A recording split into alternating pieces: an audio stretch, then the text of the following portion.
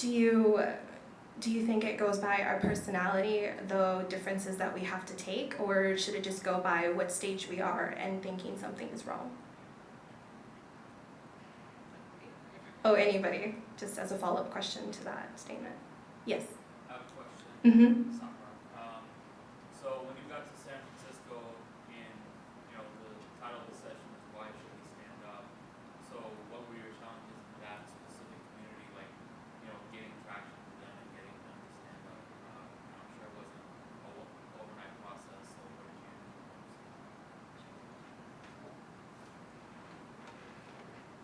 I think that, frequently as activists we get frustrated because people maybe don't all show up to the rally, or they don't all stand up, or they don't see it the way we do. And so I try to work on what someone recently called patient persistence, right? Is that simply continuing to have the conversations is the starting place. Whatever the conversation is, whether it's women's access to a masjid, or Syria, or Pamela Geller, or or whatever it is that continuing to show up, right? That's the first thing for activists. Continuing to show up, and the reason I say patient persistence and not, slamming your head against a wall, or nailing, or beating a nail with a hammer, is because people all come to it when they're ready, right? And you want to be careful to not turn people off because you're so aggressive or you're so heavy-handed in your activism. And that can be hard for those of us that, when you really care about what's happening in Syria, it's difficult to hold back, right? To not yell at the person who disagrees with you. That can be very difficult, right? Whether it's Sunni Shia issues or any of this stuff, right? Like when you, as a woman, if I show up to a masjid and the space is like a closet, it's difficult to not get upset. But if I go to the male leadership in that community and I'm yelling and I'm screaming, then they might shut me out, right? But if I continue to show up and I continue to contribute to the program in the community and get involved and build my relationship in that way, then they're going to be more receptive to me. And so in the Bay Area, the Bay Area has a history of activism, and so we've been fortunate in that regard, is that there are various legacies there, whether it's the African American community in Oakland or the South Asian and Arab community in Silicon Valley. Like there's this huge history of activism. CAIR was founded, or CAIR's oldest chapter was founded in the Bay Area, so CAIR Bay Area is the oldest, but it takes reminders and it takes lots of patient persistence. The other thing is we also need to make sure that we're having conversations across generations, and this is a challenge that many activists in many communities face. So the example I use is that we represent a young woman who has filed a lawsuit against Abercrombie & Fitch for religious discrimination. And so people who are familiar with Abercrombie & Fitch know that many other communities have had issues with Abercrombie & Fitch for ethnic discrimination, for disability discrimination, for just really insensitive t-shirts and printing, for bad marketing, etc. But when we filed that lawsuit, it was interesting, from our allies outside of the Muslim community, we heard from some of them who were older than us, maybe 10, 20 years older than me, who said, yeah, I don't let my kids shop there, but, their friends, they sneak them those things for their birthdays and for Christmas, right? And so, to me, that was indicative of the fact that we need to also have these conversations across generations. And so, like, some of the favorite conversations I have around the dinner table with my family are with my parents about who they're going to vote for and why they're going to vote for different people and different things, as an example. A question for Anonymous. Being the CAIR director and all that experience and being a leader in the community, from an institutional point of view, what do you think would be the key to motivating the youth, and not just the youth? I mean, everyone the youth can reach out to. What do you think the institutions should be doing to reaching out to all those people and say, well, I'm here, and people tell me to do something about it. What should institutions be doing to get these people involved? That's a tough one. I think number one, we have to make it relevant. The reason a lot of times you don't see participation is because a lot of people talk about being selfish and not being selfish. I think a lot of people are still being selfish, and even though they see it out there and they know it's hurting other people, until it hurts you, you're probably not gonna move. You're probably not gonna do something about it. So I think by making the issues relevant and making it personal to each and every one of the community, and that's it's not easy. It takes a lot of education. This is why I like to focus a lot on education. Maybe because also my favorite background, because I have several. My favorite one is Islamic knowledge and so forth. I think even when it comes to Islamic knowledge, we lack a lot, and not just the amount of understanding of Islam, but also what we choose to focus on. I mean, nowadays we treat Islam as compartments. You see people that just focus on worship, or just focus on fiqh, for example, or what is halal, what is haram. Other people just focus on activism, and that's why we have a big disconnect in our community. The activists don't talk to the masjid goers, for example, and the masjid goers may not talk to the scholars, the people who are considered as, even like Muslim professors at the university. There's a big disconnect anywhere you go. So that one of them has an event, or one of them has a cause that they want to call the others to, you don't see a response. And I dealt with it on a personal basis throughout my time with CAIR. I think it was an eye-opener for me, because the chairman before me, for example, was not someone that necessarily had a lot of relationships within the Muslim community, but he had awesome relationships with the law enforcement and the governor and all of that. And subhanAllah, I mean, he might get quickly frustrated when he does not see a quick response from the community. Well, because he did not take the time to establish that relationship. And I'm sure I would feel the same if I tried to call the governor or one of the FBI officers or whatever. So, number one, to make it relevant and to strengthen the ties in the community. It's very important to not just talk about brotherhood and sisterhood, but to also make sure that it is happening, that different talents in the community are talking to each other. We have, alhamdulillah, a lot of talent, a lot of skills, a lot of resources, but they just don't communicate as much as I would like them to see do that. Comment and a question, just a follow-up to your comment and a question. Some of you know that I'm doing my dissertation on the second generation, subsequent generations of Muslim Americans. And a recurring theme in terms of their civic engagement or their engagement within the Muslim organizations and institutions is that when they are involved, if they get involved in organizations, they do all the busy work, but they have no decision-making ability. So they are the volunteers who set up, they are the ones who the publicity and all of that. But whether it's in the masajid or in the other organizations, they are not involved in the decision-making process, and they don't have a position of leadership. So I think first giving them and empowering them, giving them space to do that, I think is key. Second is also harnessing those creative abilities, giving them projects and letting them run with it. And I think that rather than reinventing the wheels, there is amazing work that's being done in other places that we can, take some best practices,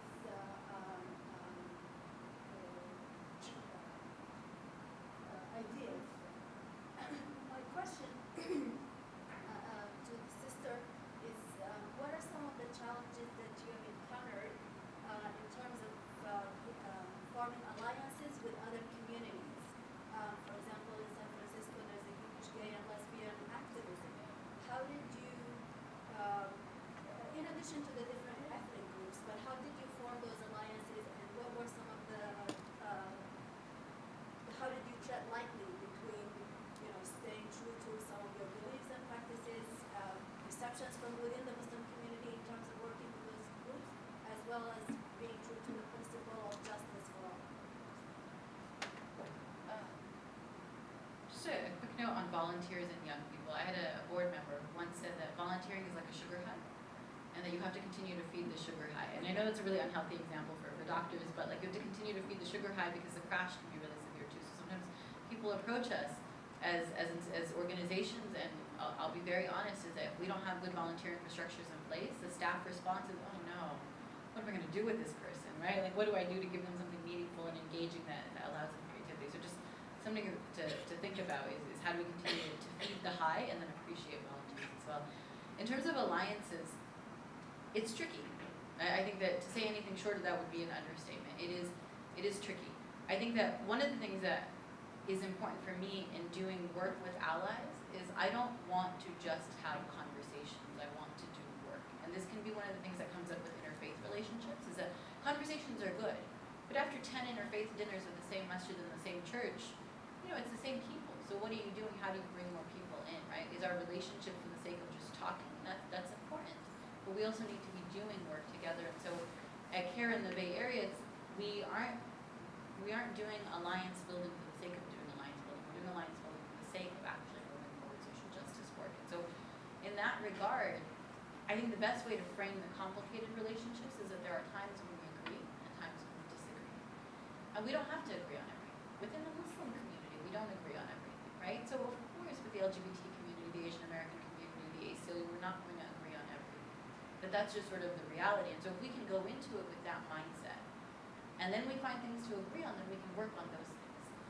The thing that happens, I think, with the LGBT community, and this is maybe not me speaking in my CAIR context, but it's sort of like my personal activist context as someone who grew up in California, is that frequently the reaction in the Muslim community is visceral, right? Like we have this like, oh no, we can't work with them, right? And I find that to be very problematic. There are things that the LGBT community and the Muslim community are going to agree on. For example, school bullying, hate crimes, right? That makes sense, irrespective of how you feel about gay marriage or homosexuality, Islam, or anything. We can agree that our children should be safe, that no one should ever have to suffer from a hate crime. Now there are things that we might disagree on, right? The Muslim community may, and not every member of the Muslim community even agrees on this. Again, we don't have uniformity in the Muslim community, but many in the Muslim community will say, you know, we can't support gay marriage. Okay? Can't support it. Some will take it further and say we should oppose it. And that's where, for me as an activist, I start to get into resource questions. Where I think, okay, there are liquor stores in our neighborhoods, there are masjids that can't open, there are young people in the Muslim community that are dealing with pornography and addiction and various other things. There are people dropping out of high school. We're killing people all over the world. Is, with my limited resources, opposing gay marriage the most strategic thing to do, right? One, you might hurt your alliances. And people will say, well, you know, like our alliances should withstand it. Yeah, okay, fine, but you've got 2 people on staff in this organization. They have 18 other things to do. Is that how you want to spend your energy? And so, for me, I look at alliances as an opportunity for us to educate people and build relationships with them about who we are. I do think that relationships should be built consistently, so we should be building over time. One of my colleagues says that the worst time to prepare for a crisis is in the middle of a crisis. It means your relationships need to be in place.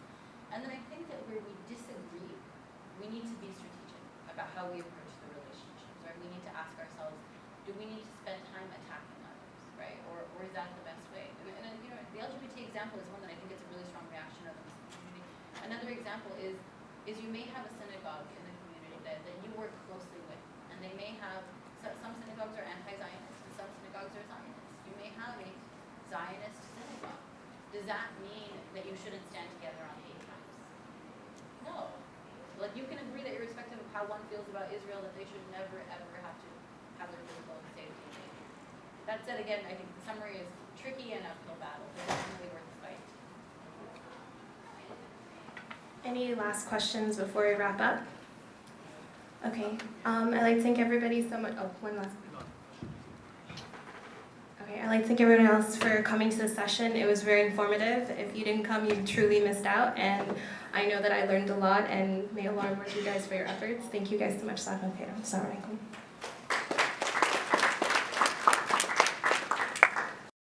And thank you for applying, and inshallah may Allah bless you and give you success in your future endeavors.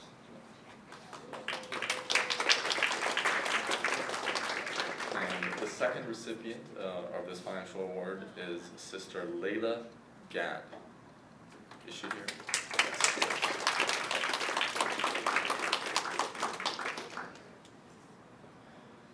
Again, I want to congratulate you on behalf of CAIR Arizona, and thank you for applying, and may Allah reward you and bless you in your future endeavors. And we want to continue this tradition that we have started this year, and as you know, that this is the first one-of-a-kind full conference that CAIR Arizona has put, at least to my knowledge. And we would like to continue this proactive approach to dealing with issues in our community, whether to deal with civics, whether to deal with just giving back to the community in all other aspects. Of course, CAIR is going to focus on the civics. That is our passion. That is what we have done for over 20 years. And with only your support can we continue these efforts.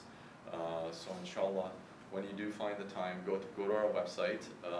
We just revamped it just a few months ago. It's cair-az.org. Register, make sure we have your emails, and inshallah, support us in every possible way that you can. And really, we love volunteers. We can't thank them enough. They make us as good as we are. And please continue to be a part of that, inshallah. I'm gonna invite Brother Imran, who's our chairman and current director, to introduce the fourth panelist, and he's gonna be one of them. So let me introduce Brother Imran. He's a social activist, he's a blogger, he's an entrepreneur, and he's a constant support for all of us to keep us together and keep us on the straight vision that we're trying to accomplish with CAIR Arizona. So, invite him over.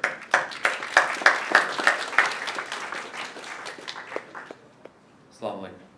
Actually, Brother Isa is going to be the moderator for the session, so you can just go ahead and you can be the timekeeper. Just go ahead and do a quick introduction. But this is going to be just an informal conversation here, so this is not anything formal. So let's go ahead and get started. Assalamu alaikum wa rahmatullahi wa barakatuh. I guess this is our fourth or not our fourth, but I guess this is our last discussion for today.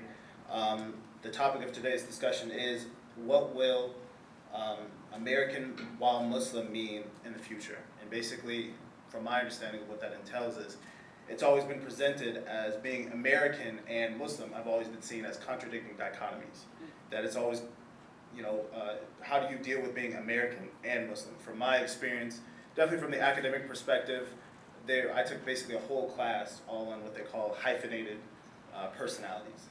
Basically, what the American youth or the American Muslim youth suffers from, they might see themselves as American in one instance, discreetly, as Muslim in one discrete instance, and whatever their nationality is. So let's say they're African American. They might see themselves in one instance, in one set of circumstances, being African American, and one set of circumstances being Muslim, and one set of circumstances being American. So African American, American, and Muslim. And definitely, I'm sure the immigrant community can definitely attest to that. For example, if the person is from, of Palestinian descent, they might see themselves in one instance adhering to Palestinian culture, in one instance adhering to being a Muslim, in one instance adhering to being American. And oftentimes these are presented as contradicting. So today, hopefully, we can kind of shed some light on the whole subject of being American while Muslim and what does that mean for the future. So, as I'm sure they've done before, we can introduce our panelists. If you guys want to do a short introduction, starting from our brother Imran Siddiqui. Imran Siddiqui, Chairman, CAIR Arizona. Zia Suleiman, Director of Policy and Administration with the American Center for Outreach out of Tennessee. That was really long. Zahra Bilou, Executive Director of CAIR San Francisco Bay Area. San Shibli, Executive Director of CAIR Florida.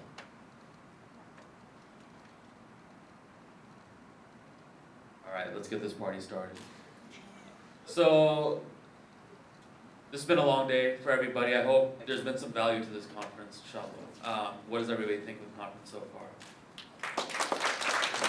We want to do more stuff like this. I mean, this is about building a community, building an activist community. We've talked about this for the last year and empowering people from the standpoint of education and then building a young generation of activists. Part of that is getting a good base of volunteers and staff on board who are going to support the next generation when me and Yasser and the board are no longer here. So I want everybody who's volunteered at this conference and who's helped us so far to stand up, and I want everybody to give them a round of applause, please. Stand up. So this is the next generation of leaders within the American Muslim community. This is a very positive sign that we see so many sisters, especially standing up, for the future of civil rights here in Arizona. And from our standpoint, like what is, what does that look like? What are we looking at in the future? So each of us is just gonna take maybe 5 minutes and give a little bit of an outlook.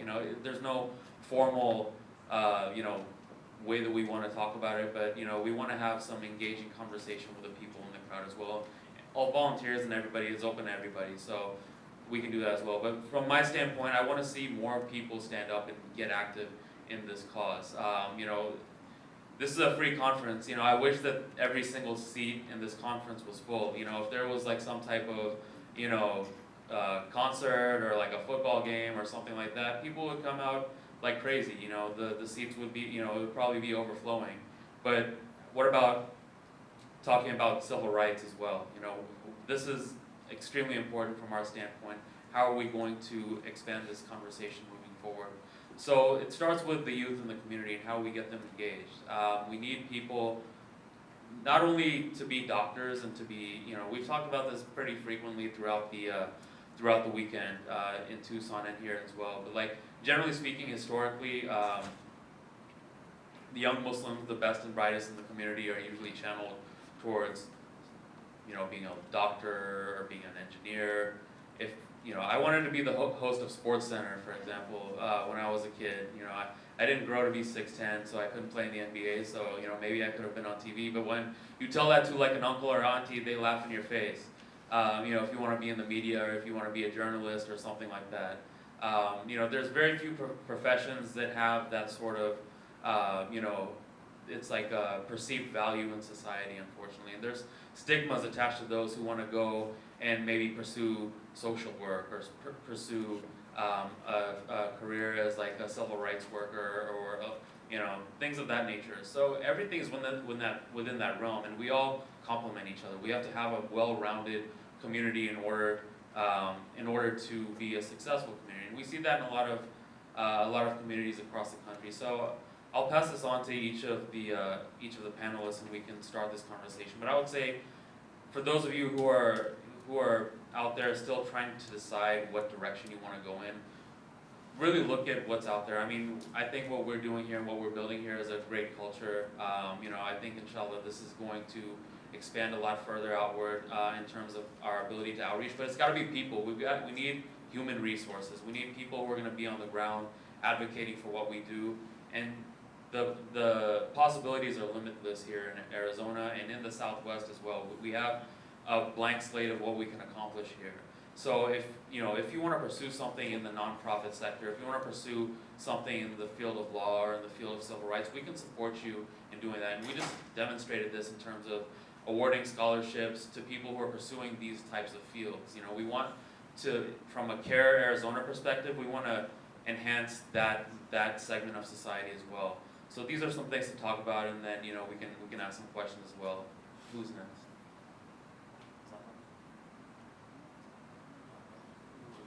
I asked to go last a few minutes ago, but I changed my mind. Definitely echo a lot of what Imran said, but I want us to think about a few things. As the face of America is changing, as America changes demographically, so is the face of the Muslim community. The Muslim community is changing. We are very, very diverse. We are probably the most diverse religious group. And so we must acknowledge this. We must acknowledge the changing faces of our own community, but we have to also embrace this change. We have to let go some of our cultural and traditional ways in terms of the ethnic and racial issues that we're facing, and embrace that the American Muslim experience is a very unique experience. And those who came as immigrants and who are Muslims, first generation immigrants, that our children are going to see Islam and practice Islam a little differently than ours. And there's nothing wrong with that. But they're going to create an American Muslim identity that is shaped by what we are going through today. So we have to remember that. And I know there's a lot that we're facing right now. We're facing a ton of issues in Tennessee, we're facing it in Florida, we're facing it, I don't know about California, but they're facing something. But it is a great time to be Muslim. It is a great time we are not only defining who we are, but we are defining history. We are making history for ourselves, we're making histories for this country, we're making history for the next generation, and we are writing this history. And we are living, breathing, really makers of this history, and sometimes we forget that. And we need to take a moment to step back, to reflect, but to maybe redevelop new strategies. So definitely, it is a great time to be Muslim. It is a time where we need to be proud of our identity, but let's not get too comfortable. And I say this because going around the country, speaking to folks, especially in the South, things are only going to get worse before they get better. And I don't want to be a pessimist, but the reality is true. It's already occurring. Things are going to get worse before they get better. But even with increased Islamophobia, increased challenges, increased hate crimes, increased racial tensions in our nation, we're going to see a much more organized, much more powerful, politically, socially, civically active, and engaged Muslim American community. And it is going to be the youth who are going to take this leadership opportunity. And so for us, we have to remind ourselves that. We have to acknowledge that also change is going to take time. Change is not going to happen today, tomorrow, might not happen in my lifetime, but what we know is that we are working for change for our kids and the next generation. And lastly, just a note to the parents out there, please support your kids. I know Imran touched on it. Please support your kids in these non-traditional fields. I grew up, I was always told to be a doctor or lawyer, no offense to the lawyers up here, but my passion, alhamdulillah, my guidance and Allah brought me to become an activist. And I think just as much as the lawyers are doing, the doctors are doing, the activists are doing that type of work. But the other areas that we need artists. Whether we want this or not, we need artists. We need folks making movies. We need to be changing not only how we are viewed, not only the venues we're being viewed at, but the products that are displaying our image.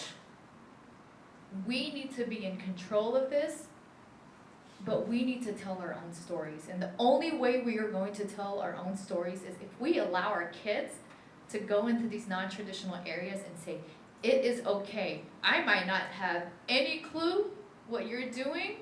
I might even sometimes just not want to know what you're doing, but I trust you. And parents sometimes forget that because you are good parents, you have raised great kids. And your kids are not going to betray you, and they're not going to follow the wrong path. And that all they are asking for is your support. So parents, please, please support your kids in these arenas because they are truly, truly the next generation of leaders. That was really on point. I don't know that I have much left to say after that. No, that was good. That's a good problem to have. And Imran said it was a party, so I figured I could tell you that on stage. I think the question for me when I looked at the title for the panel was, what will we look like tomorrow, right? And so Ramzia talked about what we need to do to get there. What does that vision look like, at least for me? I've talked about this a little bit before, is that we sometimes assume uniformity in the Muslim community, and that's not what I envision as our future. I envision that there will be women who wear hijab and women who don't. There will be men who grow beards and men who don't. There will be people who go to the masjid and people who don't. There will be Sunnis and Shias. There will be practicing and non-practicing Muslims, politically active and non-politically active Muslims. I would love to get us to a time where everybody in the community is politically active and practicing and unified. But for me, the reason I describe the diversity of the Muslim community 10, 20 years from now here is because what I hope for is not uniformity in the Muslim community, but freedom to be what we want to be, right? Freedom to practice or not practice, freedom to be devout, very devout, going to masjid not 5 times a day, maybe 6 or 7 times a day, right? Having people in journalism and people who are engineers, people who are doctors and lawyers, people who are activists and social workers. And so When we talk about growing the American Muslim community as a community in the United States, I wouldn't urge us to look for uniformity or even agreement on everything. I would urge us to come back to our core values, the ability to choose what we want to do, to believe what we want to do, and to do that free from persecution, free from discrimination. And when our time of challenges passes, and it's always important to remember that challenges do pass, right? That there is always an end in sight, there's always light at the end of the tunnel, gold at the end of the rainbow. Though if you find the gold, please let us know at CAIR, we're always fundraising. But that, that those things will pass, and so my other hope for this community, again, irrespective of how we choose to practice our religion and what we look like, is that we will be on the front line. So today, it is a good time to be Muslim, because we are shaping who we are and we're shaping who America is, right? Is that we are the civil rights issue of the time, and that's sort of funny to say, right? Because you never sort of think of that as a good thing, but it is, that you have people from other communities who are saying, we want to stand with you, we want to participate with you, right? Some of our best volunteers and staff members are people of other faiths who have said, we care about these issues. And so my hope for the American Muslim community is that when our time passes, that we won't move back, that we won't retreat from the front lines, but that we will stay there. I shared in an earlier session that we have selfless reasons to do that because our faith tells us to stand up for justice. And we have selfish reasons to do that because it's a good form of dawah. Because when we protect other people, we protect ourselves, right? Because if the U.S. is looked upon well, then everyone's dollar value goes up, right? There's a number of selfish reasons to do it. And so I think, yeah, I'll stop there, but I would urge us to really think about how we're going to commit to social justice and to living out our faith in ways that make sense for our skill sets, for our personalities, for our resources, but also for our community in the long term. اللهم صل وسلم وبارك على سيدنا محمد. I really don't know what mistake I did to be put in a position to have to speak after 3 wonderful and eloquent speakers. So please forgive me for what little I have to offer at this point. It's really an honor. I'm very touched actually just to look at Brother Imran, subhanAllah, and the work he is selflessly doing for the community. Really. He's not a CAIR employee, he's not a CAIR staff, he's a community leader, he's a businessman who's dedicating his life, his time, his resources, his energy to serve the community. I'm touched by Sister Ramziya and Sister Zahra. SubhanAllah, so many, look at the leadership, the eloquence, the many gifts Allah subhanahu wa ta'ala blessed them with. They could be investing that into finding that gold that you mentioned earlier. And instead, they're serving the community. And they're serving you and me. I'm touched by all of you, by the board members, by the volunteers, by the attendees, that, the most important thing on your mind is how can I serve my deen, how can I serve my Lord, how can I serve my community. I'm humbled to be standing before all of you. May Allah bless you and really put a lot of khair through all of us here today and our families. SubhanAllah, it's a big blessing. SubhanAllah, I'm touched by Sister Samantha and the staff of CAIR here locally.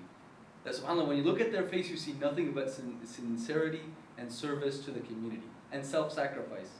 Really, giving up so many other opportunities to serve me and you. And one of the unfortunate things that we've done as a community, and I've heard this by a non-Muslim speaker speaking about philanthropy and non-profit work generally, and he said, we've done a terrible disservice because we've given the choice, the unfortunate choice, to thousands of our youth graduating from the best universities and our leaders, that they can either do well for themselves and their families or they can do well for the world and the community. It's become a choice. And that should not be the choice. In Islamic history, serving the deen and working for the deen was the most honorable, most important, even well-paid positions. Really. Because that's what the community followed. But now, because of the situation we're in, sometimes it was mentioned that the CAIR staff here, mashallah, Sister Samantha, for example, is part-time. I say what that means is she's a full-time worker on a part-time salary, and that's the reality what it is for most people that are working at CAIR. We have to invest in the resources to give back to our community and service, because we're only what we invest. And and what I said in the earlier session, it's amazing that many masajid, many communities in Florida, for example, in America, for example, in Florida, we have literally like $1 billion worth of masajid, like $1 billion worth of brick and stone and mortar. But what endowment do we have to build the people within the masajid? What endowment do we have? If we have $1 billion of masajid, do we even have $1 million? Nay, do we even have $100,000 to protect those masajid? Something to think about. We're very poor as investors. Brother Imran, maybe you can give them some lessons on doing business and protecting your assets. If you're going to build $100 million worth of masajid, just put 1%, $1 million as an endowment to protect those masajid, to do the political work, the civil rights work, to provide opportunities for our youth who really want to serve the community but simply don't have the resources to serve the community. So that our youth don't have to choose between being depressed and being lonely and serving the community, or having a healthy family and being able to send their kids to good schools and good institutions. We shouldn't make that kind of choice. Our students, mashallah, our youth have the passion to serve, but we have to give them the resources and the tools to do that. Otherwise, we're really going to be harming ourselves. So that's one point I wanted to share. And alhamdulillah, we see there's a reemergence. All these organizations are getting stronger. But I was touched, Sister Ramziya is the only registered Muslim lobbyist in the entire state of Tennessee. That's awesome for her, but terrible for us. And I don't mean it in a bad way. Why is it terrible for us? Because there's only one. And actually, it's very good that it's Sister Ramziya. Alhamdulillah, at least we have somebody excellent, Kamala, that's doing the work. But the problem is, why in a state there's only one registered Muslim lobbyist? What does that mean about us as a community and where our priorities are? Again, we like to build the bricks and the mortar, but we don't like to invest in the institutions that are going to protect them.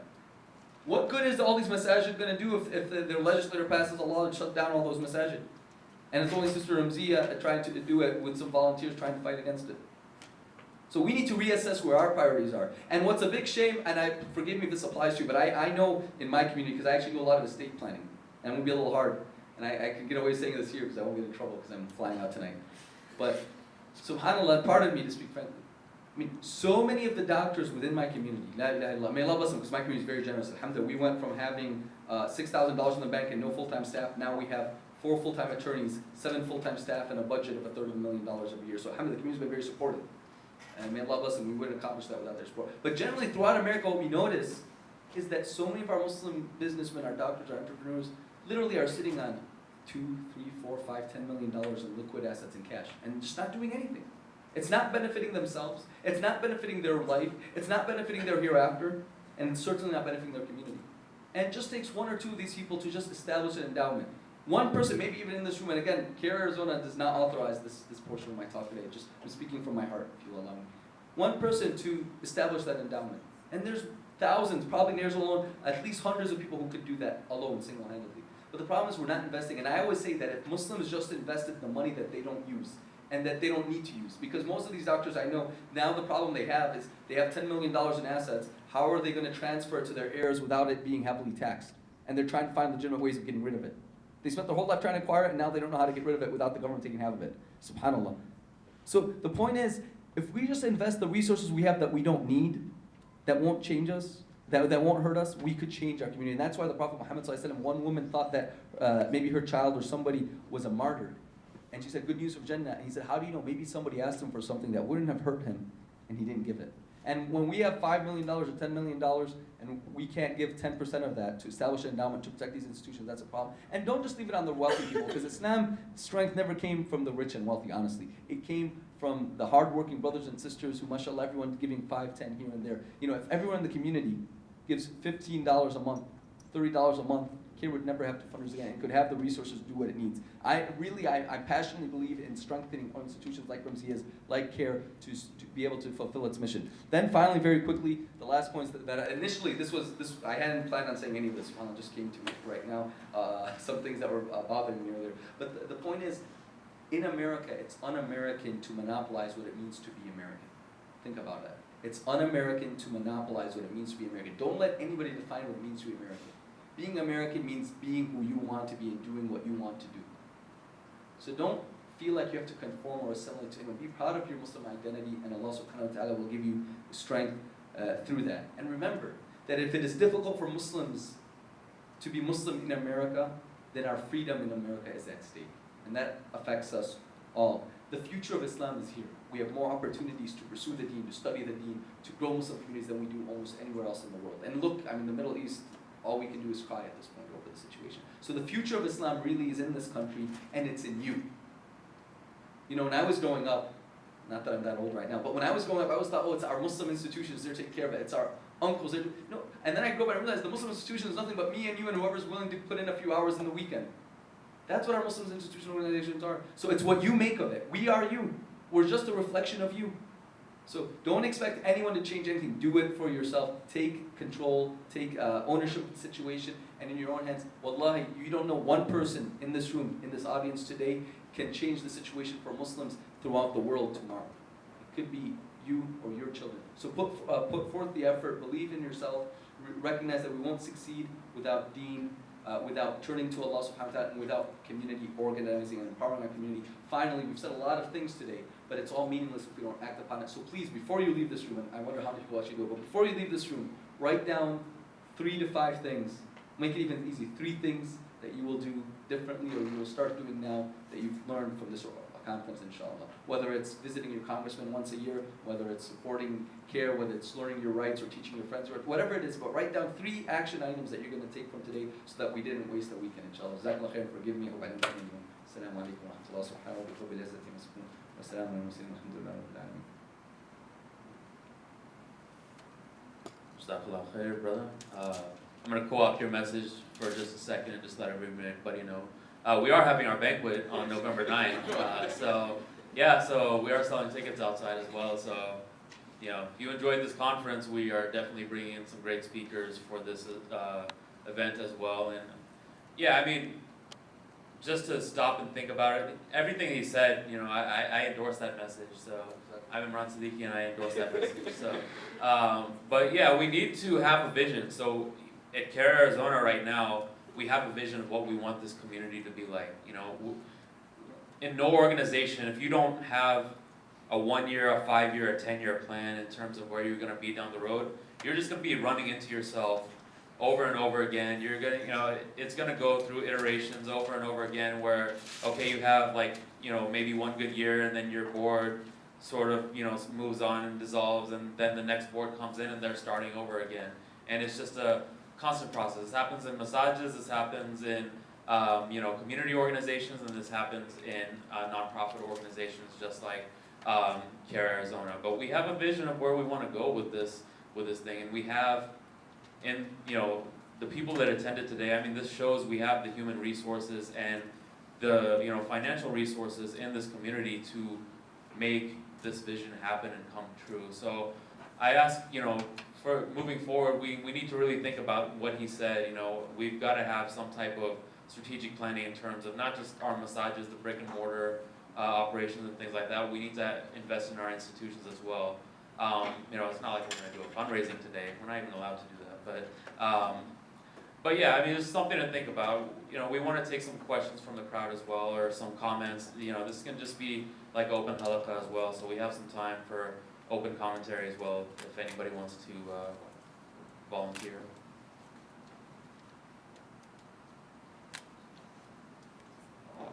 Anyone? Well, you're going to force me to speak again if you don't. Real quickly then, before, just one thing to touch upon what Imran said, is that yes, he was mentioning how organizations need 5-10-year plans. Recognize this, that the Islamophobia industry, which has millions of dollars at their disposal, they literally have 5 and 10-year plans of how they want to eradicate Islam in America, right? And organizations like CAIR and Sister Ramziya's, they're at the forefront of combating that. So not just CAIR needs 5-10-year plans, but we as a community need to have those long-term plans of how are we going to overcome it? Because the enemies of Islam in the Muslim community, and what I actually like to say, the enemies of liberty and freedom, they have those 5-10-year plans. Do we as a community, where are we headed?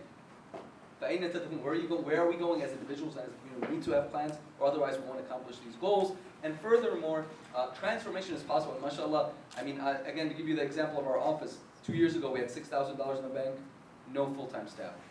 You know, now 2 years later we have four full-time attorneys and 7 full-time staff. And mashallah, I think Arizona is on track of achieving that, and Arizona can achieve that within 2 years. I pray to Allah that within 2 years, inshallah, Arizona has a staff of at least 7 people. CAIR Florida did it, and you can do it too, inshallah, with your support. Because, and I wonder, you know, every week we help countless numbers of individuals, children victims of discrimination, prisoners victims of discrimination, fighting anti-terror bills. And I'm wondering, before CAIR had these attorneys here, and before it had these activists working, what was going on in the community? And somebody answered it. He said, Hassan, the reason the situation is so bad now, and the reason you're helping so many people now, is because there wasn't anybody doing the work earlier. Same way, if we don't address the problem now, it's going to grow worse. So invest in CAIR, invest in your institutions and in your civil rights.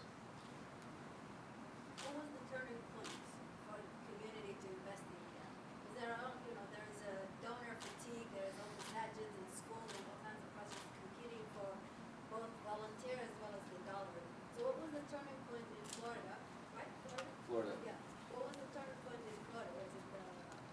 2010?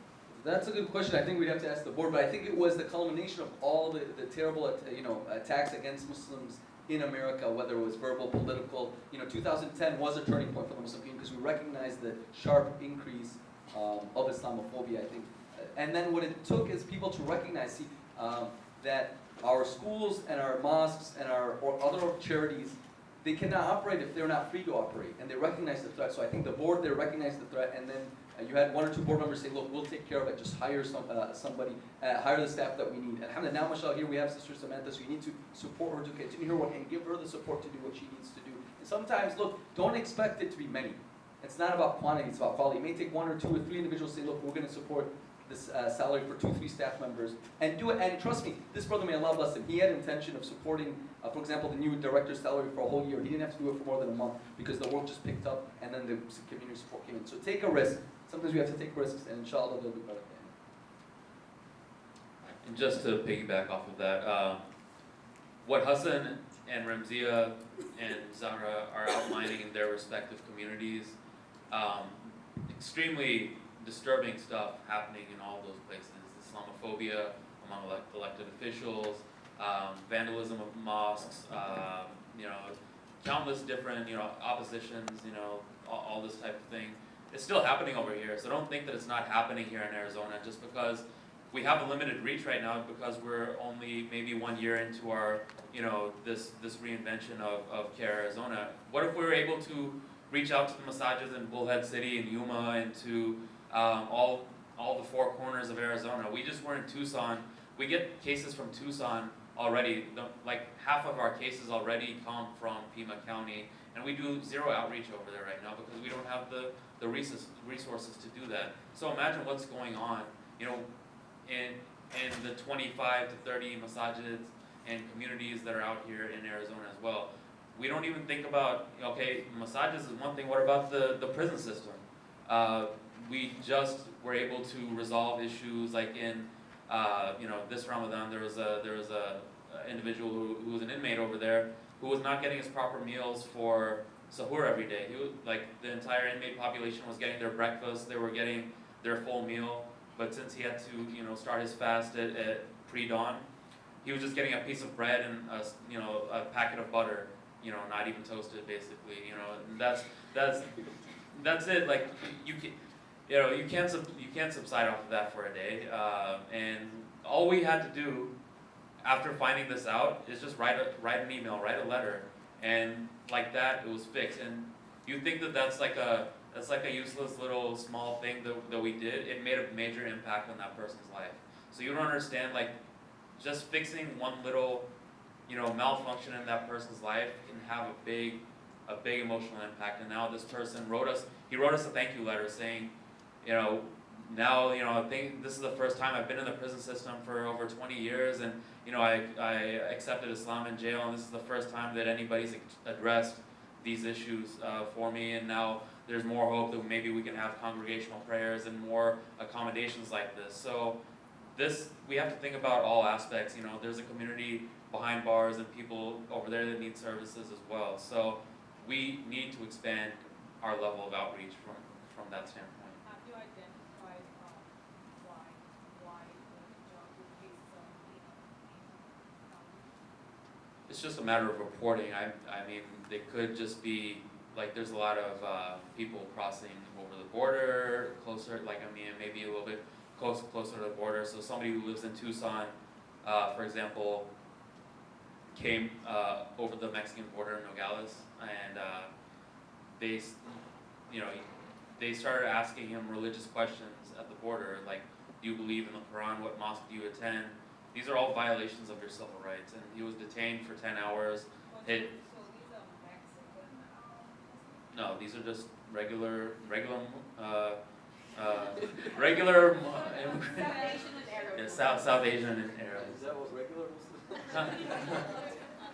We're all regular Muslims. Sorry, bro. So yeah, so No, I just wondered why were they I mean, Tucson is a major city. The thing is that our chapter is over here, so in a major city, you're obviously going to have a bigger population where it's, where there's a pool of reporting over there. But we'd love to have an affiliate over there, and people, maybe some type of system where there's a closer tie to the community. We just had an event there yesterday, and it was awesome. I mean, everybody here can attest to that. We did an event at University of Arizona, and people's eyes were like wide with like all the information that they were getting over there. It's like, brand new to a lot of people because they don't get that type of information. Inshallah, we're gonna do this a lot more in the future. I'm sure there's some things within this conference we could have perfected, but inshallah, there's a lot of hope that came from this. So we did an event at the Islamic Center of Tucson as well, and that went really well as well. So, what other comments? Oh, I was gonna say something about donations. No, so this is not a fundraising debate. You said something that, one of the sisters said something about about donor fatigue. And I remember when I came into CAIR in 2009, we've been able to, alhamdulillah, grow our budget the way CAIR Florida has, except everything costs 3 times more in California. So I don't have 7 staff members, even though I have a larger budget. It makes no sense. It makes me very sad. But living wage in California is different from a living wage in Florida. But that said, when I came into CAIR, people asked, we're tired of giving, we're tired of being, not just we're tired of giving, we're tired of being asked. And everybody is asking, right? And so one of the things that was important for me was to not frame it as competition. Is that I don't not think that people should give to the masjid or to the Sunday school. I think absolutely, give them as much as you can. They serve an important function. I tell people that to build masjids is itself an act of resistance to Islamophobia. But to give exclusively to masjids is irresponsible, right? Because you need to develop comprehensive programs for our community. We need to continue to send money to other countries, right? In addition to crying about what's happening in the Middle East, there are children there that we can afford to feed, right? There are civil rights organizations that are protecting the ability to build the masjid, that are working with our elected officials to protect our rights, that are responding when there are hate crimes, right? That are helping us figure out how to work with allies. And so we've got to give comprehensively. And so honestly, if there's someone in this crowd or anywhere who can give $1 million, they can split it 2 ways. They can split it 3 ways. I can tell you, I know several nonprofits, many of whom are represented today, who would be happy to receive a share of 1/3 of $1 million, right? And that said, one of the things that one of our fundraising imams said recently was, if you can afford to give 1,000, in many cases you can afford to give 2,000. The first time I gave $1,000, and I know that we shouldn't talk about charity publicly, but I share this story because I think it's important to understand. $1,000 on a CAIR salary? No, hold on. The first time, and I think that I actually do think it's possible to give 1,000 on a CAIR salary too. It's about how much you prioritize something. But the first time I gave $1,000, I was at an Islamic relief fundraiser. I think I was 20 years old. I was still in college, and I had a part-time job. It took me a year to pay off that pledge. But I cut back on the coffee, I bought less shoes that year, I didn't buy the next purse. It is very possible. So I tell people that if I, as a 20-year-old college student in California, where the cost of living and the tuition, are the things that give people nightmares, could work off for a year $1,000 because I felt really strongly about a cause. Someone my age now, someone in their 30s and 40s with a career, and I'm not saying that different people can give different levels. If you can give 5, you can give 10. If you can give 50, maybe you can give 100, right? Is that it's not a limited pot. People say that the Muslim community is one of the most generous communities in the United States. I would argue that that's true, and yet we're still just scratching the surface. We recently looked at some numbers in California about how many people are giving to some of the largest Muslim organizations in the area. Less than 1%. They say there's about 1 million Muslims in California. Less than 1% are giving, right? If you want to be generous, maybe 5 or 10%. And I'm talking about concrete numbers about how many donors are at CAIR, how many donors are at the masajids, right? It's not very many. There are lots of people who don't give. Why? As a fundraiser, I'm learning that I didn't always ask correctly. That I didn't ask them in amounts that they could connect to, right? So if I tell college students I need to raise $100,000, guess what? They all tune out.